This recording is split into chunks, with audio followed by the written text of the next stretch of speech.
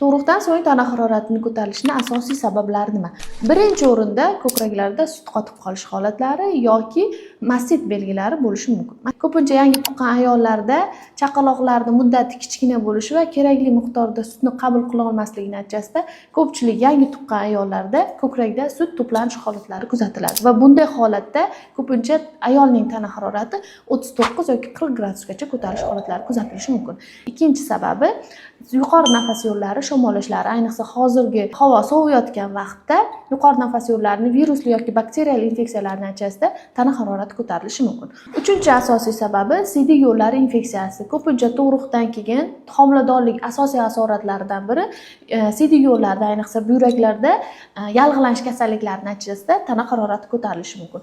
Va keyingi o'rinda jinsiy a'zolar sohasidagi yallig'lanish kasalliklari, ayniqsa tug'ruqdan keyin bachadonda har xil endometrit, parametrit yoki peritonit holatlari kuzatilishi mumkin. Shuning uchun tug'ruqdan keyingi ayollarda tug'ruqdan so'ng va tug'ruqdan 10 kun yoki 15 kun o'tgandan keyin bachadonni ultratovush tekshiruvida tekshirish tavsiya etiladi.